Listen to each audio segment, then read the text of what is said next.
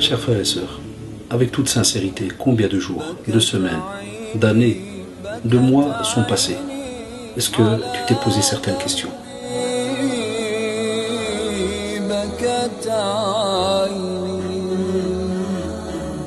Combien d'erreurs ont été commises? Combien de péchés? T'es-tu posé la question, est-ce que tu te rappelles de ce que tu as fait durant toute cette période? Sais-tu aussi que les anges ont noté cela, qu'Allah subhanahu wa ta'ala t'a vu? Dans quel état es-tu?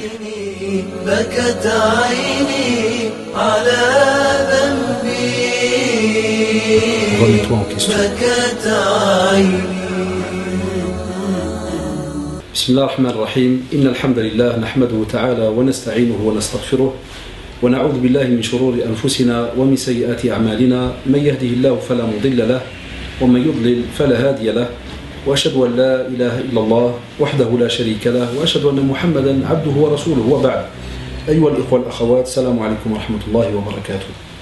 Aujourd'hui donc Inch'Allah on va essayer de parler d'un sujet qui des fois peut entre guillemets être sous-estimé par certains d'entre nous, et vous verrez de quelle manière, et des fois, il peut être, entre guillemets, sous-estimé à un point où, subhanallah, les jours peuvent passer. Et si on fait le lien entre le fait de sous-estimer cette chose et le temps qui est passé, on se retrouve des fois dans un regret. Mais, comme vous le savez, il sera souvent, comme je le dis, trop tard. C'est le fait de faire le bien. Le fait de faire le bien est en quelque sorte de profiter de tous les bienfaits qu'Allah subhanahu wa ta'ala nous a donnés et de les transmettre des fois aux autres. Et parmi les bienfaits qu'Allah subhanahu wa ta'ala nous a donnés, que l'on peut transmettre aux autres, c'est par exemple certaines actions que l'on peut faire, comme le fait d'invoquer Allah subhanahu wa ta'ala pour quelqu'un. Il y a beaucoup de personnes qui croient que lorsqu'on dit faire le bien, c'est tout simplement donc donner de l'argent à quelqu'un ou bien aider quelqu'un. Non, faire des invocations à quelqu'un. Un musulman qui, subhanallah, va arriver au point où lorsqu'il va par exemple prier, se rappeler son frère ou sa soeur en islam et invoquer Allah subhanahu wa ta'ala pour eux, wallahi, ça c'est un bien immense. Parce que le prophète dans la tradition authentique nous l'a justement rappelé. Et il nous a dit que le musulman, pour le musulman, c'est comme les membres d'un corps. C'est-à-dire que si jamais un membre de ce corps va subhanallah se plaindre, tout le reste du corps va se plaindre. Ça, c'est le musulman vis-à-vis du musulman. Et dans un autre texte, comme vous savez, authentique, nous parle aussi que c'est lorsqu'on a un bâtiment, par exemple, lorsqu'on a un bâtiment et que vous avez des briques, vous savez, les briques sont l'une à côté de l'autre et elles se mettent l'une à côté de l'autre parce que si jamais on en enlève une seule, vous appelez l'urbanisme, vous dites c'est plus bon. Imaginez-vous, subhanallah, vous venez et on vous dit on doit retirer 1 mètre carré de briques.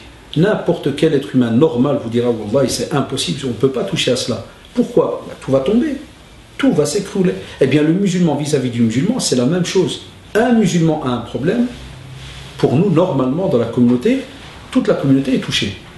Alors, lorsqu'on parle de faire le bien, on ne peut pas rester dans cette optique qui est que faire le bien, c'est tout simplement d'aller vers l'autre. C'est-à-dire une action, on court, on marche, on donne. Des fois, elle peut être, wallahi, intérieure. Et c'est pour ça qu'on a parler de ce programme pendant le mois de Ramadan, qui est justement de se remettre en question et de voir intérieurement, est-ce que je pense aux autres, est-ce que je pense à comment faire le bien. Et puis la deuxième partie, comme vous le savez, c'est le côté donc pratique, le fait de donner, le fait d'aller vers l'autre, d'aider et ainsi de suite. Durant le mois de Ramadan, subhanallah, il y a un beau hadith qui nous rappelle que le prophète, rapporté par Abu Huraira, qui nous dit que lorsque le fils d'Adam meurt, les actions s'arrêtent, sauf 3 choses. Et parmi ces choses-là, subhanallah, c'est une aumône continue. Sadaqa jariya. Ça veut dire que c'est une aumône que tu vas faire durant ta vie et que même si tu meurs, l'aumône elle continue. Eh bien, durant le mois de Ramadan, subhanallah, parmi les actions que vous pouvez faire et qui vont, subhanallah, vous rapporter un bénéfice immense, c'est de continuer à aider dans les mosquées. Et spécialement, pourquoi vous allez me dire, tiens, pourquoi spécialement Ramadan? Parce que la plupart et beaucoup de mosquées ont ce qu'on appelle un restaurant des jeûneurs. Alors, rappelez-vous la tradition du prophète, sallallahu alayhi wa sallam, que celui qui va aider quelqu'un à rompre le jeûne, c'est-à-dire tuer la cause de la rupture du jeûne, mais alhamdulillah d'une manière positive, c'est-à-dire le soir, au moment de la rupture, c'est toi qui lui as apporté la date, tu lui as donné de chez toi une date, de l'eau, de la soupe et autres, il te dit subhanallah, tu as le même bénéfice que celui qui a jeûné. Est-ce que tu trouveras meilleur bénéfice que celui-là? Qui pourra te donner ce genre de bénéfice? Et subhanallah al-adim ya shabab, pourquoi j'ai dit dans l'introduction que certains sous-estiment la quantité? Il y a des personnes qui pensent que chez nous en islam, donner, c'est à partir de 5 euros, c'est à partir de 10 euros, de 20 euros. Là, wallah. Allez, je ne vous faites pas avoir, même si tu passes dans une mosquée en journée et que wallah, tu peux donner que 10 cents, tu as donné. Ouais, c'est sincère, tu as donné. Les anges ont noté. Et tu l'as fait avec sincérité. Et en vérité, la plupart de nos jeunes ont quelque chose en poche. Mais il manque, subhanallah, cette éducation d'apprendre à nos enfants de donner.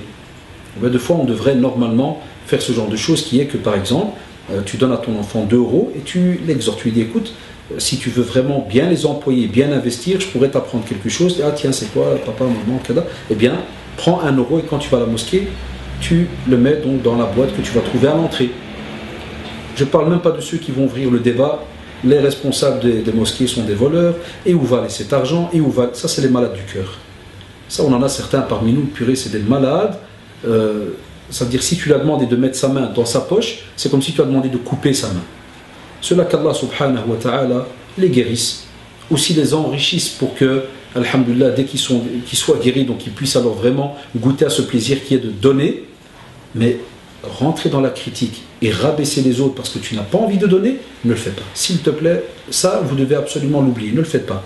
Tandis que si jamais, subhanallah, vous avez l'occasion, et on le voit, le prophète, pendant Ramadan, il donnait beaucoup.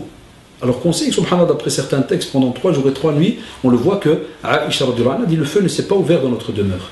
Et même comme ça, wallahi, au même moment, tu retrouves des traditions, on te dit, il a reçu des dates, il a tout donné. Aïcha radhiyallahu anha qui recevait une quantité de nourriture où tu te dis, alhamdulillah, Allah, quand tu lis le début du hadith, tu es heureux, tu dis, oh mashallah, il suffit que tu termines le hadith, tu dis, subhanallah, pourquoi? Parce que la servante, elle revient, elle lui dit, Aïcha par exemple, lui dit, oh, une telle, est-ce qu'il reste quelque chose à manger? Elle lui dit non. Elle dit, comment il y avait tout à... Elle dit, oh mère des croyants, tu as reçu, c'est vrai, mais tu as tout partagé, il ne reste plus rien, tu as tout donné.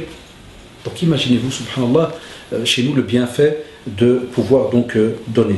Ce qui veut dire que rien ne s'arrête donc chez nous en tant que musulmans par rapport au bien. Et c'est pour cela que Allah subhanahu wa ta'ala, et vous lisez cela, vous le répétez dans la petite sourate où on vous dit فَمَنْ يَعْمَلْ مِثْقَالَ ذَرَّةٍ خَيْرًا يَرَهُ وَمَنْ يَعْمَلْ مِثْقَالَ ذَرَّةٍ شَرًّا يَرَهُ. Si tu fais le plus petit donc grain de moutarde, je sais que certains mashayikh, par exemple, n'aimaient pas beaucoup lorsque certains grains d'atomes, parce que vous entendez souvent ça, des fois on le dit dans les conférences, on ne parlait pas d'atomes entre guillemets à ce moment-là, mais on te dit même si tu prends le tout petit, le plus petit des grains qu'il pourrait y avoir, et tu le fais. Tu fais cela, cette quantité-là en bien, tu le verras le jour du jugement dernier. Ça c'est la preuve pour toi, chers frères et sœurs, par rapport à certains jeunes qui nous disent ouais mais c'est la honte, je n'ai que 10 cents en poche ou 50 cents, ou bien moi je suis un qui n'a pas beaucoup d'argent en poche, j'ai 2 euros, si je mets 1 euro c'est la honte. Abadan, wallah, ils profitent de ce mois-ci. Et spécialement les jeunes, wallah, ça fait plaisir d'apprendre que pour nous ici spécialement, par exemple je parle en Belgique, et nos jeunes quand on rend visite en France et autres, cela existe dans beaucoup de mosquées. T'imagines avoir l'occasion, subhanallah, de venir à la mosquée et pour 1 euro, tu vas investir dans le repas qui va être donné dans la mosquée. Imagine-toi, tu as donné 1 euro. Et je prends par exemple sur Bruxelles, beaucoup de mosquées font minimum jusqu'à 300 repas chaque nuit. Donc 300 jeûneurs. Et toi, subhanallah, tu as eu l'équivalent de 300 jeûneurs avec un petit euro que tu as donné. Parce qu'Allah subhanahu wa ta'ala, il le dit, hein, yudha'ifu liman yasha, c'est lui qui multiplie à qui il veut. Donc toi, subhanallah, tu viens avec une petite intention, en te disant, wallah, je n'ai que ça. Et ce qui est beau, tu viens, tu dis, ah Rabbi, tu sais que si j'avais plus, wallah, j'aurais donné plus. Et tu la donnes. Ne sois jamais freiné. Ne sois jamais freiné parce que Satan, la'anallah, va automatiquement venir et va te dire que, justement, à quoi ça sert de donner une petite somme? Si c'est pour donner ceci, il vaut mieux ne pas donner. Et puis il y a les autres, et puis, abadan, n'ouvre jamais cette porte. Sache que si tu donnes, tu l'as fait pour Allah subhanahu wa ta'ala. Et aussi, ce qui est étonnant, subhanallah, pour le musulman, c'est que c'est quelqu'un qui pense toujours aux autres. Un musulman comme il se doit, et quelqu'un, subhanallah, qui n'est jamais entre guillemets, avare de pouvoir aider l'autre, celui qui est autour de lui. Et c'est pour cela qu'on vous rappelle, même pendant le Ramadan, de vous renseigner par rapport à vos voisins, de vous renseigner par rapport à celui, vous savez, la tradition qui nous rappelle que n'est pas croyant comme il se doit, celui qui va dormir le ventre plein et son voisin le ventre vide. Et on sait très bien qu'on a des fois des voisins dans le besoin.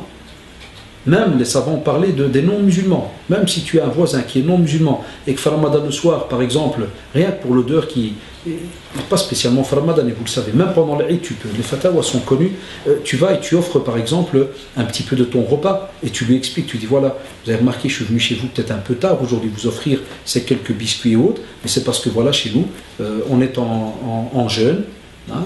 Donc ce jeûne qui a existé même au temps de notre prophète Isa alayhi salam, le carême, hein, comme eux l'appellent. Donc on a le jeûne, kama kutiba ala alladhina min qablikum. Donc le jeûne avait déjà été prescrit avant notre prophète bien-aimé Muhammad sallallahu alayhi wa sallam. Et à ce moment-là, tu leur expliques, tu dis voilà, j'ai pour vous donc ce petit cadeau, parce que chez nous en islam, on a toujours ce petit rappel, et il est sincère, alhamdoulilah. Pour Allah, on laisse une empreinte. Et spécialement, comme vous le remarquez, par rapport donc à ceux qui aident les sans-abri. Hein, il y a l'association ou les associations connues comme par exemple la Relève, il y a les fourmis, les généreuses fourmis, il y a un tas de petites associations bénévoles donc qui font un bien immense pour pouvoir, subhanallah, aider ceux qui n'ont pas de quoi donc se nourrir, et spécialement en Ramadan. Pendant l'année, donc on sait que ça court à gauche à droite et autres, donc ils essayent par-ci par-là. Ramadan, des fois il y a des personnes qui subhanallah, en journée nécessairement ne sortent pas et autres, et il arrive que des sans-papiers vous le disent, ils vous le disent au centre, ils te disent en dehors de Ramadan c'est très difficile, il te dit alhamdulillah fa Ramadan, regarde, wallah, ils sont heureux, il te dit alhamdulillah fa Ramadan, vous donnez, au moins on sait aller manger quelque part. Mais vous savez très bien qu'en dehors de Ramadan c'est foutu, non pas où aller. Et bien voilà une occasion, subhanallah, une sadaqa jariya, donc une aumône qui va continuer, qui va vous rapporter son bénéfice, rien qu'en aidant un frère ou une sœur donc en islam. Ben voilà, c'est un rappel wallahi très simple comme vous l'avez remarqué, mais je l'espère spécialement durant ce mois de Ramadan, encore une petite idée en plus pour se remettre donc en question par rapport à ces bienfaits, hein, que comme vous le savez, comme nous le dit Allah subhanahu wa ta'ala, s'il fallait calculer combien Allah subhanahu wa ta'ala nous a comblé de bienfaits, wallah on ne pourrait pas les calculer. Subhanakallah wa bihamdi. أشهد أن لا إله إلا أنت أستغفرك ونتوب إليك سبحان ربك رب العزة عما يصفون وسلام على المرسلين والحمد لله رب العالمين والسلام عليكم ورحمة الله وبركاته.